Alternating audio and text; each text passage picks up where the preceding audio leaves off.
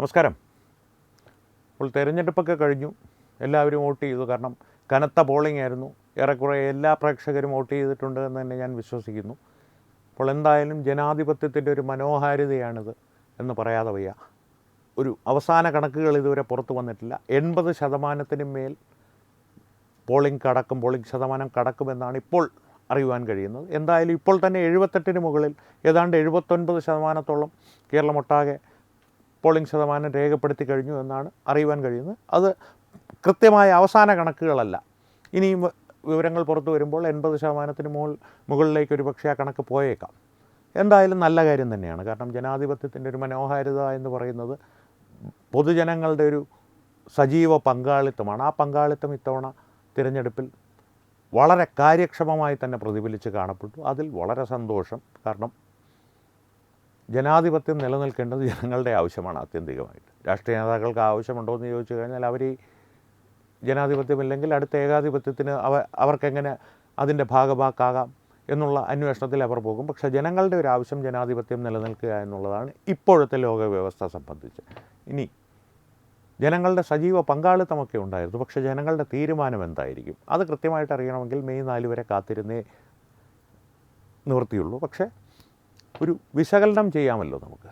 ആർക്ക് UDF വരുമോ, LDF വീഴുമോ, അല്ലെങ്കിൽ പിണറായി വിജയന് 3ാം വട്ടം അധികാരം ലഭിക്കുമോ, NDA കേരളത്തിൽ മുന്നേറ്റമുണ്ടാകുമോ? അതാണ് ഇരു മുന്നണികളും, അതായത് കേരളത്തിലെ പ്രമുഖ ശക്തികളാണ് എന്ന് ഇതുവരെ സ്വയം ധരിച്ച് വശായിരുന്ന, അല്ലെങ്കിൽ ജനങ്ങൾ തന്നെ അങ്ങനെ ധരിച്ചിരുന്നു, LDFും UDFും ഇവർ മാത്രമേ കേരള രാഷ്ട്രീയത്തിൽ പ്രസക്തരായിട്ടുള്ളൂ എന്ന് കരുതപ്പെട്ടിരുന്ന ഇരു മുന്നണികളും ഏറെക്കുറെ കടുത്ത ആശങ്കയിലാണ് NDAയുടെ മുന്നേറ്റത്തെ സംബന്ധിച്ച്. പുറത്തു വരുന്ന വിവരങ്ങളനുസരിച്ച് NDAക്ക് വമ്പൻ മുന്നേറ്റം കേരളത്തിലുണ്ടാകുമെന്ന് തന്നെയാണ് രാഷ്ട്രീയ നിരീക്ഷകർ പറയുന്നത്.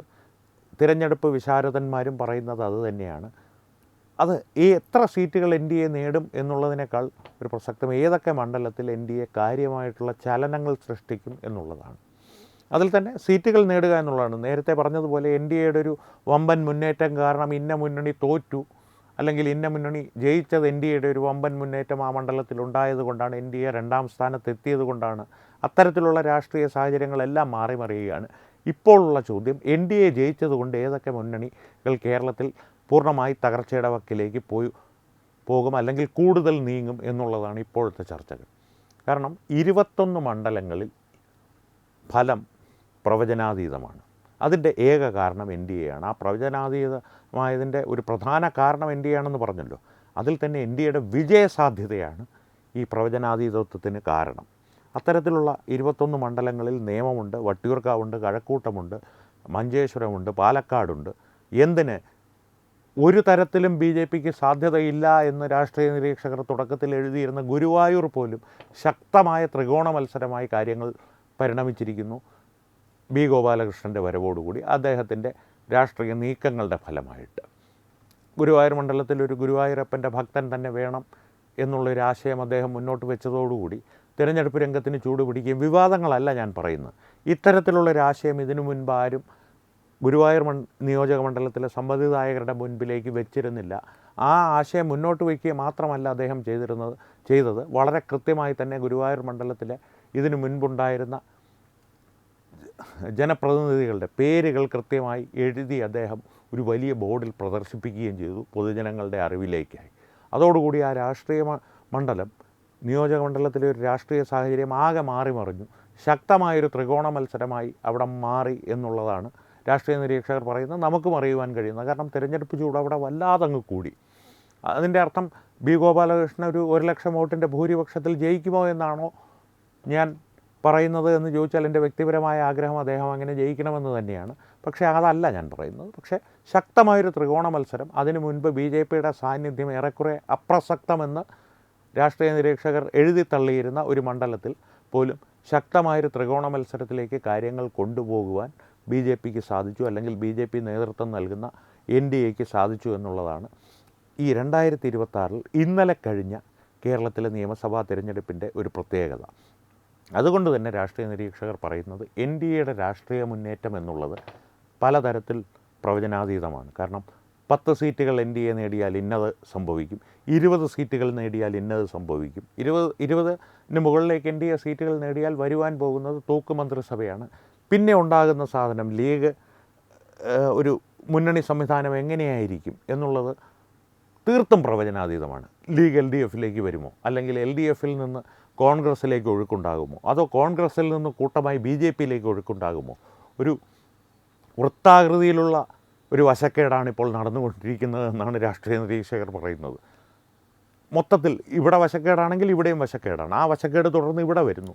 മൊത്തത്തിൽ അങ്ങനെ വൃത്താകൃതിയിലുള്ളൊരു വശക്കേട് ആയിട്ട് കാര്യങ്ങൾ പോവുകയാണ്. അതിൻ്റെ പ്രധാന കുറ്റവാളി NDAയാണ്. അതൊരു പോസിറ്റീവ് ആയിട്ടാണ്, സകാരാത്മകമായിട്ടാണ് ഞാൻ പറഞ്ഞത്. പക്ഷേ ഒരു കാര്യം ഉറപ്പാണ്, ഇന്നത്തെ ദിവസം ഏപ്രിൽ 10-ാം തീയതി 2026 ഏപ്രിൽ 10-ാം തീയതി സംബന്ധിച്ച് പറയുകയാണെങ്കിൽ NDA കേരള രാഷ്ട്രീയത്തിൽ ഇന്നോളം അവർക്ക് സാധിക്കാത്ത രീതിയിലുള്ള ചലനം സൃഷ്ടിച്ചു കഴിഞ്ഞു. ഏറ്റവും ചുരുങ്ങിയത് സമ്മതിദായകരുടെ മനസ്സിലെങ്കിലും ഇനി അറിയേണ്ടത് ഈ 80% കടക്കുവാൻ സാധ്യതയുള്ള പോളിംഗ് ശതമാനമുണ്ടല്ലോ, ആ ശതമാനത്തിൽ NDAയ്ക്ക് അനുകൂലികളായിട്ടുള്ള സമ്മതിദായകർ എത്രത്തോളം ക്രിയാത്മകമായി NDAയുടെ ഈ വിജയത്തിന് അവരുടെ ഭാഗധേയം നിർവഹിച്ചിട്ടുണ്ട് എന്നുള്ളതാണ്. അത് മെയ് 4-ാം തീയതി അറിയുവാൻ സാധിക്കുകയുള്ളൂ. അതുകൊണ്ട് തന്നെ LDFും UDFും ഈ ഇരു മുന്നണികളും ഏതാണ്ടൊരു അത്യധികമായ ആശങ്കയിലൂടെയും NDA അത്യധികമായൊരു പ്രതീക്ഷയിലൂടെയും കടന്നു പോകുന്നൊരു സാഹചര്യമാണ് തിരഞ്ഞെടുപ്പിന് ശേഷം കേരളത്തിൽ ഇപ്പോൾ നിലവിലുള്ളത്. ജനങ്ങളുടെ കാര്യത്തിൽ പറയുകയാണെങ്കിൽ ജനങ്ങൾക്കിതിൽ പ്രത്യേകിച്ച് ആശങ്കയൊന്നുമില്ല. ഞങ്ങളുടെ ഭാഗം ഞങ്ങൾ നിർവഹിച്ചിട്ടുണ്ട്. ഇനി അടുത്ത് നമുക്ക് ബംഗാളിനെക്കുറിച്ചും തമിഴ്നാടിനെക്കുറിച്ചും ഒക്കെ ചർച്ച ചെയ്യാം. കാരണം ഇത്രയും ഇലക്ഷൻ കമ്മീഷൻ്റെ ഇടപെടലുകൾ ബംഗാളിൽ എങ്ങനെയാണ് നടക്കുന്നത്, അവരെ പിരിച്ചുവിടുമോ, ഏതാണ്ട് ഭ്രാന്ത് പിടിച്ച അവസ്ഥയിലെത്തിയ മമതാ ബാനർജിയെ പിരിച്ചുവിടുമോ, പിരിച്ചുവിടാൻ പാടില്ല, മമതാ ദീദിയാണ് ജനാധിപത്യത്തിൻ്റെ സംരക്ഷക എന്ന് മറ്റൊരു ഭാഗം. ഇത്തരത്തിലുള്ള വാദപ്രതിവാദങ്ങളിലേക്കും IPL നിങ്ങളറിഞ്ഞോ, വിരാട് കോഹ്ലി ദുരന്തർ 2 പ്രശംസിച്ച് ഇൻസ്റ്റാഗ്രാം പോസ്റ്റ് ഇട്ടിരുന്നു. അത് സംബന്ധിച്ച് എന്താണ് അഭിപ്രായം എന്നുള്ള രീതിയിലുള്ള ചർച്ചകളിലേക്ക് ജനം കടന്നു കഴിച്ചിരുന്നു. മെയ് 4-ാം തീയതി ജനത്തിൻ്റെ തീരുമാനം എന്തായിരുന്നു എന്നുള്ളത് അറിയുവാൻ സാധിക്കും. അതും ജനാധിപത്യത്തിൻ്റെ ഒരു പ്രത്യേകതയാണ്. കാരണം നമ്മുടെ തീരുമാനം എന്തായിരുന്നു എന്ന് നമുക്കറിയുവാൻ, അല്ലെങ്കിൽ നമുക്ക് ബോധ്യപ്പെടുവാൻ ഒരു സമൂഹമായിട്ടുള്ള ഒരു ജനത്തിൻ്റെ കാര്യമാണ് പറയുന്നത്. ജനാധിപത്യത്തിൽ കുറച്ചധികം ദിവസങ്ങൾ കാത്തിരിക്കേണ്ടി വരും. എന്തായിരുന്നു എൻ്റെ തീരുമാനം, എന്തായിരുന്നു നിങ്ങളുടെ തീരുമാനം എന്നുള്ളത്. എന്തായാലും ഒരു വളരെ രസകരമായ കൗതുകകരമായിട്ടുള്ളൊരു അവസ്ഥയിലൂടെയാണ് കേരള രാഷ്ട്രീയം ഇപ്പോൾ കടന്നു പോകുന്നത്. ഒരു ആശങ്ക, ഒരു പ്രതീക്ഷ, ഇതെല്ലാം കൂടിച്ചേർന്നൊരു വളരെ സന്തോഷകരമായിട്ടുള്ള കാണുവാൻ രസമുള്ള ഒരു കൗതുകം തോന്നുന്ന ഒരു ക്യൂട്ട് സാഹചര്യത്തിലൂടെയാണ് കടന്നു പോകുന്നത്. പക്ഷേ LDF UDF മുന്നണികളെ സംബന്ധിച്ച് അത്ര ക്യൂട്ടല്ല. കാരണം UDFിൽ ഭരണം ലഭിക്കുമെന്നുള്ളൊരു പ്രതീക്ഷയിൽ നിന്ന് ഏതെങ്കിലും തരത്തിൽ രക്ഷപ്പെട്ട് കിട്ടുകൂടെ, 71 പോയിട്ട് ഒരു 69 കിട്ടുമോ എന്നുള്ള അവസ്ഥയിലേക്ക് കാര്യങ്ങൾ പോയി.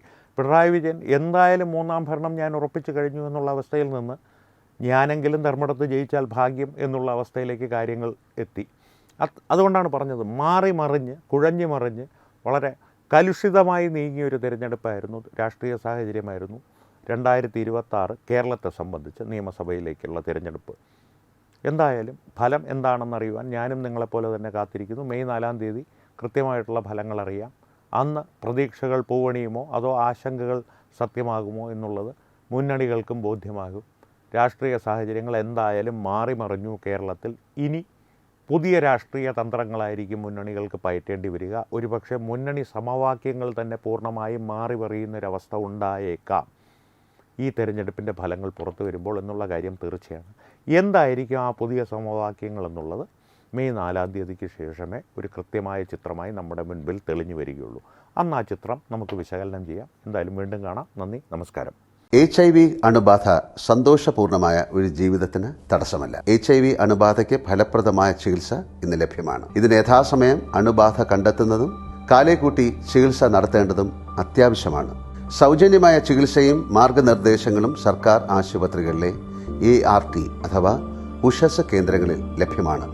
ആരോഗ്യ സംരക്ഷണം ഓരോരുത്തരുടെയും ഉത്തരവാദിത്തമാണ്.